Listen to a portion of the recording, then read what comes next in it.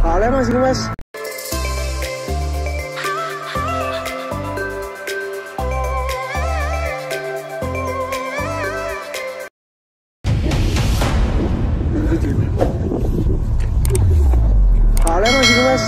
Sobat Kepo, beberapa waktu lalu muncul video viral di jagat sosmed yang memperlihatkan aksi tak terpuji sekelompok pendaki saat memetik bunga edelweiss di Gunung Butak, Jawa Timur. Kejadian ini pun mengundang berbagai respon para netizen yang menyayangkan perilaku pendaki tersebut karena telah memetik bunga edelweiss dalam kawasan konservasi yang notabene dilindungi oleh undang-undang. Nah, selain memang karena adanya peraturan pemerintah Indonesia soal larangan memetik bunga edelweiss, ternyata keberadaan bunga abadi tersebut saat ini juga tergolong langka dan hampir punah loh Sobat Kepo. Duh, kasihan kan? Apa aja sih emangnya fakta unik dari si bunga edelweiss ini? Kepoin yuk!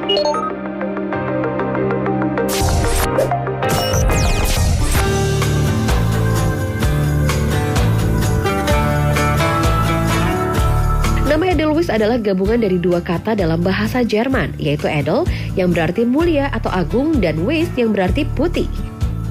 Flora ini dapat ditemukan pada umumnya di tempat-tempat dengan ketinggian 1.700 sampai 2.700 meter di atas permukaan laut. Itu sebabnya bunga ini merupakan tumbuhan endemik yang tumbuh di daerah pegunungan. Beberapa gunung di Indonesia yang terkenal dengan bunga edelweiss-nya antara lain Gunung Gede, Gunung Rinjani, dan Gunung Merbabu. Nah, Sobat Kepo tahu nggak nih, siapa yang menemukan bunga edelweiss pertama kali di Indonesia? Ternyata dia adalah seorang ahli botani asal Jerman bernama George Karl Renward pada tahun 1819 silam di lereng Gunung Gede, Jawa Barat. Nah, beliau ini juga salah satu orang yang berjasa mendirikan kebun raya Bogor nih.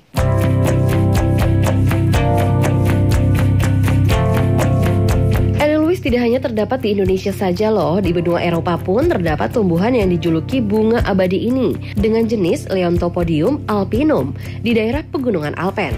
Sementara di Indonesia sendiri, edelweiss memiliki nama latin Anapalis javanica atau sering disebut juga sebagai edelweiss Jawa. BTW, kenapa ya bunga edelweiss ini dijuluki sebagai bunga abadi? Nah, ternyata jawabannya adalah adanya kandungan hormon yang terdapat pada bunga edelweiss yang bernama etilen. Hormon ini mencegah gugurnya kelopak pada bunga sehingga membuat edelweiss dapat mekar dalam jangka waktu yang lama. Itulah sebabnya kembang ini dijuluki bunga abadi.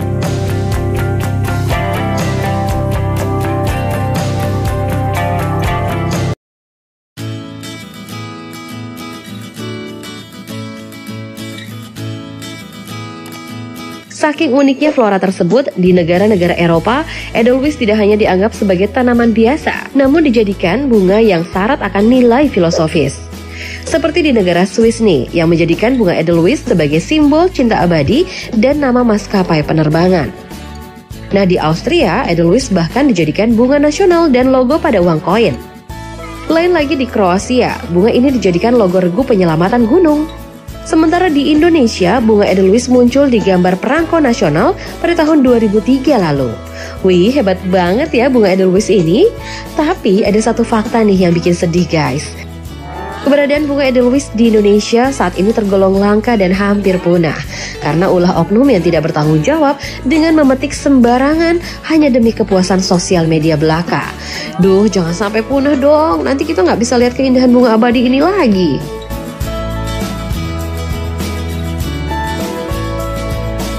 Nah, makanya kalau Sobat Kepo naik gunung, jangan sampai memetik bunga edelweiss ini ya.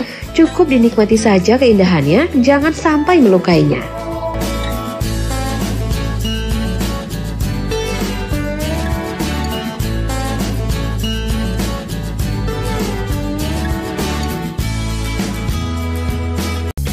Menit sudah Kepopedia menemani Sabtu siang Sobat Kepo. Buat yang masih kepo, tenang, Kepopedia masih akan hadir esok hari mulai pukul 1 siang waktu Indonesia Barat. Jangan lupa follow akun Instagram kita di @kepopediatrans7. Buat kalian yang punya pertanyaan kepo, bisa kok tanya-tanya.